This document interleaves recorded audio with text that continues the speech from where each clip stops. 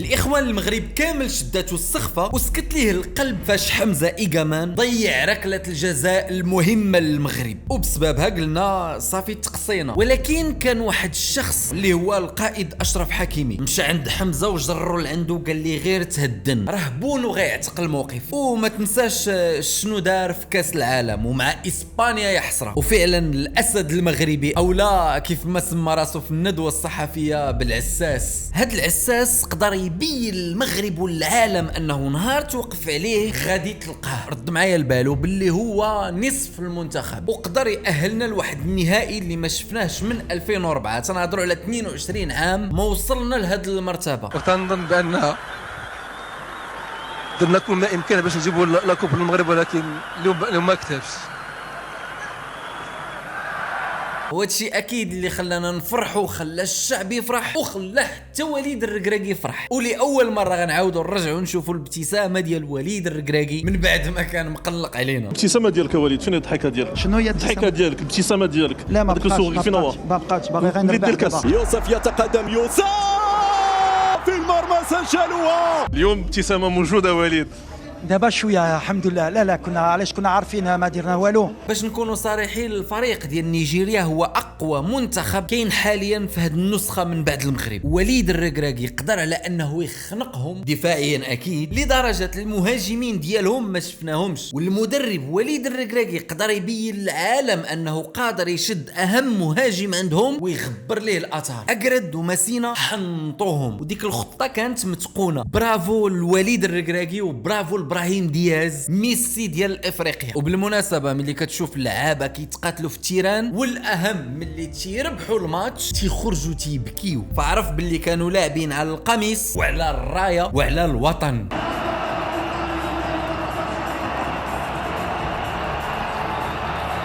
ويجي واحد في الاخير يخسر عليك واحد الكلمه، يقول لك على ان اللاعب اللي ضيع اولا ديك ركله الجزاء باللي كان شاد الرشوه. هذا ضيع، هذا راه مراشينو يا جماعه، هذا راه سربوهم له قبل الماتش.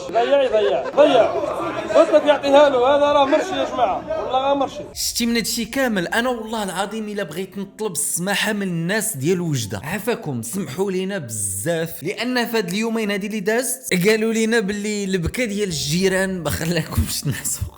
البكا ديال شي كراغله واصل حتى الحدود. ولكن عرفتي الواعره شنو هي ناض داك البكاي الكبير ديالهم السي حفيظ الدراجي؟ اش قال لك اسيدي بلي الحكم اللي حكم ما بين مصر والسنغال تعمد يعطي بزاف ديال الصفرات للمنتخب السنغالي باش نتلاقاو حنا مع السنغال بواحد الفريق اللي ما كاملش. هو العداوه اودي ملي هضرتي على التحكيم، علاش ما هضرتيش على ضربه الجزاء اللي كانت واضحه لصالح المنتخب المغربي وما عطاوهاش لينا؟ اودي شوف هانيه والله تهانيه، حنا اللي عجبنا هو الدراري ديال المنتخب المغربي والله العظيم الا عاطين اكثر من جهدهم. فما بقى علينا غير نديروا داكشي اللي قال لنا الركراكي، خصنا نديروا النيه وان شاء الله هذا الكاس ما غيخرجش من المغرب. والله كيكتب لك ديما كنت كنقول الدرابوتو تخرج ملي عندك النيه، هادو عندهم النيه وان شاء الله ولا الحد باغيين كاملين يديروا النيه ان شاء الله غنجيبوها. ثقوا بيا الاخوان، الا انا شخصيا درت النيه مع الركراكي. لا ونعترف لكم بواحد الحاجه وحده اخرى، حنا بصح طامعين في الكاس يبقى في المغرب، ولكن الا ما كتبش هذا الكاس في النهائي خاصنا نكونوا فخورين بالمدرب وحتى على هذوك اللاعبين اللي بينوا واحد النضج كبير داخل التيران وواحد النضج اخر من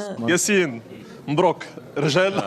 شكرا. دياز فورماطوه ولا ولي مطلع على الدراري في المنتخب. ولكن اخويا والله العظيم الا داك السيد قاصح اللي شاف الطول ديالهم اللي تيكون واقف مع شي نيجيري ولا كاميروني ولا قدام ياسين بونو تيقول لك هذا راه كي غيدير معاهم. ولكن ملي كيدخل التيران كتشوف واحد التقاتيل، شوف من الاخر ما تتمشيش ليه كره، والوقت اللي تيشدها تيخربق الدفاع وتيديروا معاه راسهم وتيولي اكثر من لاعب كيمشي يخرج عنده. هادشي اللي كيسمح للاعبين الاخرين باش يلقاو مساحات وسط التيران. باختصار ابراهيم دياز كيشد كره كيخلق مشاكل لذاك الدفاع كامل. يا ربي تحفظ لنا هذا السيد هذا ويحفظ لنا حتى السي القجع الاخوان. الماتش كامل تيدير شي حركات كتحس بيه بحال شي حد جالس فوق البوطه ولا الحراقيه نايضه بسبب حاجه وحده، هذيك الوطنيه اللي فينا كاملين وكنفتخروا بهذا المنتخب والدراري اللي عندنا. السيد ما بقاش رئيس الجامعه ولا بحال شي مواطن عادي عنده واحد الحرقه وتتشوف فيه باغي يربح، تيعيش وتيتحرك ملي كتضيع ولا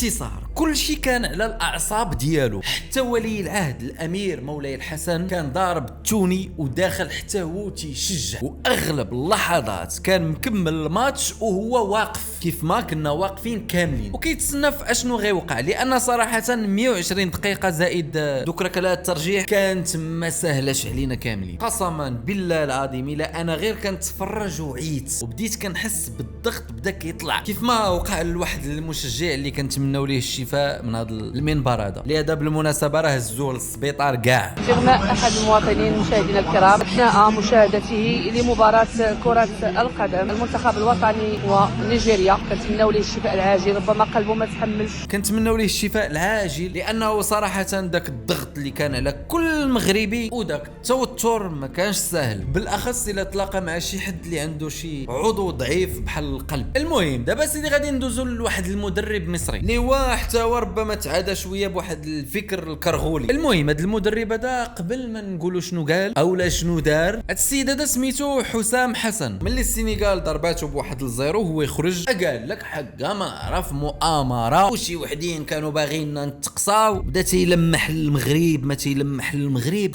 قرب عندي شويه نهضر معك. شوف هاد الاحصائيات اللي هنا هي الاحصائيات اللي كانت في ذاك الماتش ما بين السنغال ومصر. تخيلوا الاخوان ان السنغال شدت الماتش بنسبه استحواذ فاتت 63%، بينما المنتخب المصري ما فاتش 36%. عرفتي لا دخلنا للتسديدات والشوهه اللي وقعت، تخيلوا ماتش على قدو ضاربين فيه كره وحده للشبكه حتى الدقيقه ما نعرف 95، ويجيو دابا ويقول لك التحكيم اولا علاش المغاربه شجعوا السنغال ما شجعوش مصر، وداك التخربيق ديال نظريه المؤامره، ولا غيبداو تما بداك المرض ديال شي كولاسه ما كولاسه. شوف الشريف الفريق عندكم بكل بساطه، شتي داك المنتخب المصري قسما بالله العظيم الا فريق واعر، فريق خطير بزاف وعنده تجربه كبيره في كاس افريقيا وكان يقدر يدير لقب، ولكن المدرب عندهم عيان عوض يستغل القوه الهجوميه اللي عنده. ناضا سيدي دار واحد الخطه معاكسه وفقد هذيك الاضافه اللي كاينه عنده في الهجوم. والمصيبه راه ما لمتوش انا، راه المحللين ديال بين سبور ناضوا تيقزروا فيه على هذا الشيء اللي دار. فاجأة كبيرة الحقيقة في التصريحات هذه، عن أي مقابلة يتحدث؟ أي تصريح قاله كابتن حسام حسن فهو مسؤول عن نفسه فقط. بطولة كانت هايلة من المغرب، تنظيم رائع، والمغاربة شالونا على راسهم طول البطولة. السنغال عندها 7 ركنيات، انت أول ركنية في دقيقة 84 أو 85. كابتن حسام منتخب مصر خسر، انت طلعت صرحت قلت في ناس كتير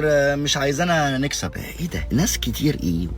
يعني الكرة كانت بتبقى مع منتخب مصر مثلا وحد كان بيطلع بيخش ياخد الكرة ويجري؟ ما فهمتكش. التسديدة الوحيدة في دقيقة 95 ماذا يتحدث؟ ما هي هذه التبريرات، سامحوني في العبارة والله يقولها بين ظفرين، السبيانية. خسرنا نسكت ما ندخلش الدنيا ببعضها. كابتن ابراهيم طالع بيقول لك احنا كنا قاعدين في بنسيون. بنسيون ايه يا كابتن ابراهيم؟ مفيش بنسيون في المغرب حضرتك. اخطأ في المؤتمر الصحفي اكثر من اللي اخطأ في المقابله. كلام صحيح. كيفاش يجي واحد المدرب في الندوه الصحفيه وعوض اولا ما يقول لك الفريق ديال السنغال كان قوي علينا والمدرب ديال السنغال تمكن انه يبلوكي الفريق ديال مصر، ناض سيدي وبدا كيعطيك شي تبريرات اللي والله ما تفهم شي حاجه. قال لك اسيدي السفر وسافرنا وداونا وتنقلنا، وانت مالك سافرتي على رجليك اولا جبنا لكم الجمال حطيناكم فوق منهم ومشيتوا. وزيدون كيف ما قال المحلل ديال بين سبور راه بحالك بحال الناس الاخرين، هذا بروغرام قبل ما يبدا كاس افريقيا، شكون غيلعب هنا وشكون غيمشي من هنا لهنا، سواء كانت مصر او لا كانت البنين، راه البروغرام اللي تيحكم الشريف. واحد الحاجه الاخوان جاب التحكيم الهضره، لان اخر حاجه تقدر تهضر عليها في الماتش ديال السنغال ومصر هي التحكيم بكل بساطه، لان مصر ما دارت حتى شي هجمه بينما شفنا السنغال كلاتهم في ذاك الماتش. وبالمناسبه السنغال اصلا كتعتبر عقده لمصر وما قدروش يتجاوزوها. المهم دابا غادي ندوزو لواحد القضيه اللي مهمه اللي تداولوها بزاف ديال الصفحات، اللي هي واش المغرب دابا حاليا في التصنيف العالمي ولا في الترتيب العالمي 11 عالميا او لا ولينا حنا 80 عالميا. ايوا ها المعقوله الاخوان، وركز معايا مزيان لان القضيه مهمه بزاف. اولا حنا غنلعبوا النهائي ديال كاس افريقيا، بمعنى حنا دابا كنربحوا في النقط. وهاد الماتشات اسيدي اللي دوزنا كاملين في كل ماتش كنربحوا نقيطات، ولكن التنقيط الرسمي عليهم ما غادي يكون حتى ل 19 يناير، يعني باقا ليه شي اسبوع تقريبا. يعني الفينال غادي تلعب نهار 18 ونهار 19 عاد غادي يكون التصنيف او لا الترتيب الجديد او لا التحديث. ولكن للامانه النقاط اللي عندنا دابا راه حسابيا ممكن انها توصلنا للثامن عالميا، وهذا الترتيب الايجابي اللي غادي نحققوه ان شاء الله غينفعنا بزاف في القرعه ديال كاس العالم 2030. يعني باختصار غادي نوليو ما بين 8 الفرق العالميه الاولى، وغادي ننتقلوا لما يسمى بالوعاء الاول، وفين ما غادا تكون شي مجموعه غادي يحطوك انت في اعلى هذه المجموعه. وهنا فين غتزيان القضيه، فغتولي سيدي مادام انك كتحط على راس المجموعه فهذوك 8 الاولين عالميا ما غيبقاوش يجيو معاك في نفس المجموعه. بمعنى في كاس العالم 2030 ما غنجيو لا ضد اسبانيا لا ضد البرازيل لا ضد الارجنتين ولا ضد حتى شي وحده كاينه مع دوك 8 الاولين عالميا. وهذه اخبار ساره ومفرحه. فعلى سبيل المثال في قطر 2022 قبل ما نوصلوا للتصنيف كنا سيدي حنا اللي كنكونوا في داك الوعاء الثالث، ودابا حاليا ملي تجرات هذه القرعه الاخيره ديال 2026 ولينا حنا الثانيين، وفي 2030 لا بقينا داخل هاد 8 الفرق الاولى غنبقاو حنا الاولين على راس المجموعه دائما. ماشي بحال هذا العام للاسف تلاقينا مع البرازيل، اجي البرازيل ما قالتش هاتوا المغرب، الجزائر باقا في الترتيب 34 باش هي ما تبقاش هادره وصافي. لا والو قالت لك باغا تدي كاس العالم. المساخيط طاحوا مع الارجنتين والاردن في 2026. سلم لي على السلامي وقول ليه راك تما. هي هذيك الماتش الاول تخبطهم الارجنتين والثاني تعطيهم الاردن ويرجعوا يسبوها في القجع، يقول لك ثاني الكولاسه. المهم نرجعوا دابا للاخبار الزوينه في هذه الحلقه. كل شيء شاف القضيه ديال جواد باده المعلق المغربي اللي كانت داز اخبار كتقول على انه وقفاته بين سبور، ومن بعد سمعنا اخبار كتقول باللي راه ما غتوقفوش، ولكن هادشي سمعناه مورا فاش كل شيء خرج ودار في بين سبور. فكنبغي نقول لكم على انه هو اللي تكلف بالتعليق على الماتش اللي داز بين نيجيريا والمغرب على قنوات بين سبور، وبان سيدي باللي الكلمه ديال المغاربه مسموعه وكتقدر توصل لاي بلاصه وتتحمي اي مواطن ولا اي واحد مغربي وتيحب هاد البلاد. وما عمرنا نسمحوا سيدي لشي حد كيف ما كان انه يقمع او لا يسكت اي مغربي او لا يتحكموا به او لا حتى يسيروه. بالعكس هذا وطن وعنده رجاله اللي كيدافعوا عليه وعنده واحد الشعب اللي تيدافع عليه مهما كان الامر وفين ما كان ما تيهمش. والكاس ماشي ديالكم تابعينكم عيون قلبوا صافي هادشي اللي قدر عليه. بان لك هذاك اللي مشى دار هذيك الزبله في التيران اللي اجي واش ما كانوش عندهم طواليطات في التيران في الجزائر؟ اش التصرف دار هذا السيد هذا؟ والسيد خارج وداير اقرار باش يقول لك بلي انا درت وما في راسكش راه كاين قانون في البلاد. وملي سيدي مشاو داروا معاه القانون خارجين الناس شي جيران قال لك اسيدي بلي حنا خاطفينه، ايوا على هذا الحساب اللي جاي يدير علينا شي حاجه. مساله عاديه، واحد السيد دار اخلال بالنظام العام وما نعرف قال شي كلام اللي ما كانش خصو يقولوا، قال لك شي سب وقذف، المحكمه راه غتكلف عندنا قضاء. المهم سيدي ندوزو دابا الاهم قضيه عندنا في هذه الحلقه. بغيناكم كاملين الاخوان تهزوا يديكم وتدعيو مع الركراكي ووليداتو والسير قجع. سير الركراكي بغيتي نوض لك الشهر امين، وتولي تخلص 2 مرات في الشهر امين، وتلقى حتى اللي تفيقك تصلي الفجر امين، وتشرب لافوكا وتاكل حلوه اللوز والتمر امين، وتعشى بالحبل الغزال مشوي فوق المجمر امين، واللي ما حملكش بغيت ليه الجال يولي ينبح ويسعر امين، وفاتحه لهاد السيد اللي كيبدع امين، اللي حكم افريقيا بلا سلاح بلا مدفع امين، وكون لينا جامعه واعره وكتخلع امين، والله ينور طريقه بالبروجيكتورات والشماع امين، وكاع اللي عنده مشكل وما كيحملش فوزي القجاع امين، بغينا يموت بالفقصه ويتفرقع امين امين امين.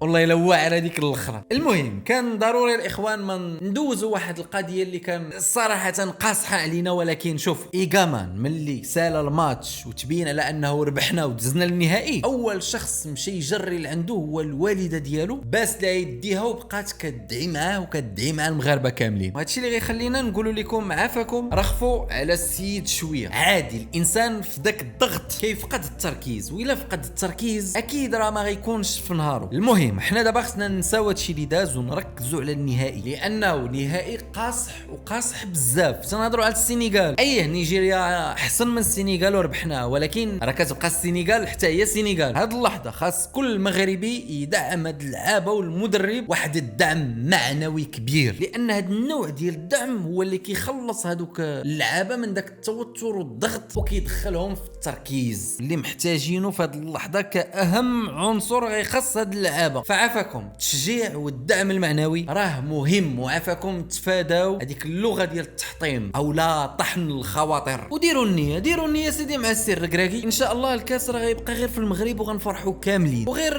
ما فيها باس كاس افريقيا اللي داز ديال 2023 بغيت نفكر الجزائر ايه خوتنا وحبابنا، وبغيت نفكرهم بواحد القضيه. مالك تاش اش مشالك؟ فسيدي ملي كانوا دخلوا في البطوله اللي دازت في الساحل العاج في 2023 يلاه بدات البطوله في الدور ديال المجموعات، تعادلوا مع انغولا، ومن وراها في الماتش الثاني عاودوا تعادلوا مع بوركينا فاسو، بقات لهم سيدي موريتانيا في الماتش الثالث، خصهم يربحوا ولا يتقصاو. تخيل موريتانيا ضربتهم بواحد لزيرو وخرجتهم من دور المجموعات، وعاودوا خرجوا قال لك باللي القجع هو السبب. العاده وعباد الله.